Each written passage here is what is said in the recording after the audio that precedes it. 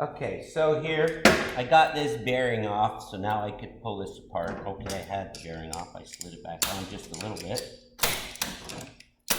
These are, as I said, they're damaged. You probably need a press. Again, shop manual. Use the shop manual. So here's our speed gears. Here's our unit. Now, when you're taking this apart, use this as a guide. Put it down. When you take this one off, and speed gear, 4-speed gear, smooth on the inside, teeth, dog teeth. So you're going to take and inspect this. Look at the teeth carefully for damage, any visible signs of wear, scoring or damage on the inside here. Same thing, any scoring and damage on here. Okay, so since this is down, we put this down. Can you guys see that? Yes, you can. Okay, same with this synchronizer. We have similar components. Synchronizer ring made of brass for the most part. Okay, it's gonna go up, grab, and turn. Okay, loose, grab and turn. Okay, same thing. We can put that down. Same way, everything pointing downwards. Here's our synchronizer itself. There's our synchronizer assembly. Sleeve. Okay, shift fork goes there, slides the sleeve back and forth. There's our hub. Okay, hub is splined to the shaft. Okay, there's the keys. The keys help to lock the ring. Okay, locks the ring. Okay, and the keys help push the ring forward. Okay, this synchronizer is symmetrical. Okay, there's no real worry about which way that one is going in. But notice we put everything in a nice, neat row. Okay, next one. Synchronizer rings can be different sizes. So sometimes you can order just a set of synchronizer rings, or each ring might be a little different, so don't mix them up. If you mix them up, you put the slightly bigger one in, it won't grab. The smaller one is going to jam up. Okay? Next speed gear slides off the shaft. Remember, this is sliding, this is turning freely on the shaft. Okay? We can go, pull speed gear up, lock it down. Here should be a thrust washer, so there should be a double piece thrust washer in here. Piece is missing. If you got thrust washers, there might be a specification on measuring them. So if you're not too sure, check it, measure it. Thrust washer is going to wear because it's taking thrust force this way. These two gears are going to try to rub together. Rubbing together gears creates friction. Friction creates wear. If we have the appropriate component there to absorb some of that friction, lower friction, less wear. You can see there's where it's rubbed. There's the wear point. Okay, check for those wear points. Check this gear as well. Okay, this one came off this way. Lock it down. Here's the next one, number 2. Number 2 comes off. We check it for the same things. Okay, next synchro. Oh, this synchro's got a clip. Let me get my snap ring pliers. Do I have snap ring pliers? Do I have the right ones? No, I don't have the right ones. I have to open up the toolbox. Let's see if I can do it with this one. Come on. Come on, these clips have been beaten to death too. Remember, this transmission's only meant to come apart in its career once, maybe. They don't design it to come apart. So, got the snap ring out. Slide the snap ring out. When in doubt, put a new one on. It's holding that synchro from sliding and rubbing. So it's almost like its own little thrust washer. Man, use the right tools. It's got holes in it. I didn't want to stop and open up the toolbox, but I will to put it back together again. Okay, snap ring. That snap ring is setting against that synchronizer. Okay, and this is the one that was upside down. Okay, same things. Hub, sleeve, ring, reverse gear. So this one should go this way.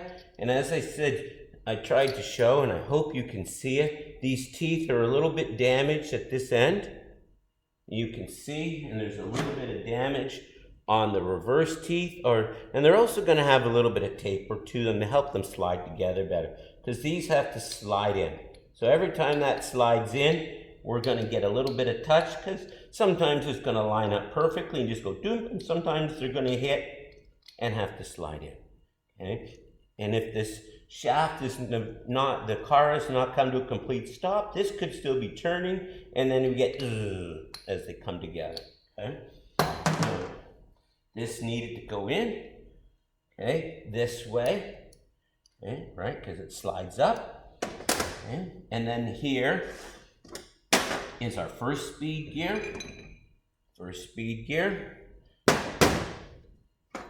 ring, the ramp, the dog teeth. The dog teeth have a little bit of a taper on the end as well. Again, same thing, check for damage, check for wear, check for scoring chunks and everything. Oh, there are the thrust washers. I don't know why they fell out. The thrust washers fit inside that ring. So they're going to sit inside like so. And again, thrust surface, wear surface. If these wear out, the gears aren't going to line up perfectly. So quick micrometer, everybody remembers how to use the micrometer. There's a spec on this. Okay, and if there's wear, you might put new ones in. Okay. Here is our main shaft. There's the main shaft pinion. Again, that main shaft pinion, if you can see, can everybody see that? Yep, you can see the main shaft pinion turns the ring gear. So there's our turning right there. So when anything is engaged, that pinion gear is turning the ring gear right there. Okay. Tapered rollers. This shaft is hollow. It allows, in spots, allows oil to come up through it. Holes, you can play this like a flute if you really want. Holes here that allows oil to get up under the speed gears. And if you notice here, this shaft is not perfectly smooth.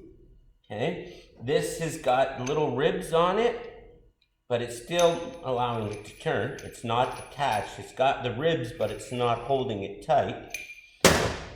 More oil to get in there, more lubrication, and it should, quote, last longer. Oil can come up through the shaft, lubricates the bearings. Okay, the bearing sits in the cup at the end. Let me show you the other one. The other end. Here is our other end. Okay. Can you see that? Yes, you can. Great. And in the end here, there's the 3 caps that are lining up these tapered roller bearings on the top. So this is going to go in. It's going to line up, and that's holding it up. And that's helping to center that shaft. When we put this back together, that shaft is held tight in place by the bearings here. You have to check this roller bearing just like you would check any other roller bearing and any other bearing that you would.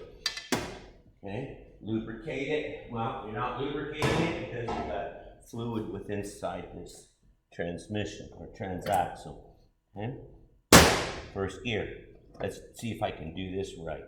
First speed gear, okay. Okay. First, second synchro. Okay. We want to make sure that all this lines up correctly inside. Let's see if I can. There we go. Okay, there's our first, second synchro. All right, this was on there. And let's see if I can do it with the wrong tool. I'm showing you wrong, aren't I, Dad? I'm a horrible teacher showing students the wrong way to do things. Okay? And most of these transmissions don't even have that. And that snap ring's got a snap in there, and it's holding that synchro. And you can see, speed gear turns freely, okay? Synchronizer, lock to the shaft, and that sleeve will slide up and down, okay? If everything is right, we should get a nice smooth turn.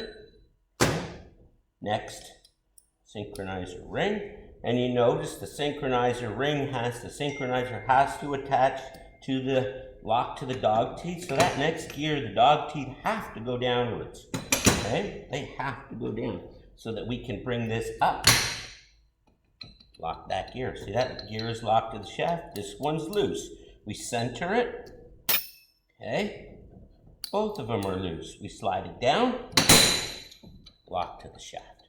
Oh, gorgeous. Okay. This was in here. Was this in here? Okay. No, it's not. Okay. Next one. Goes in. Or was that in there? Because this didn't come out in the right spot. Okay. No, that doesn't go in there. That has to go elsewhere. Okay. This goes in here. Okay. That's there. Let's center that. Okay. Something that's not right here.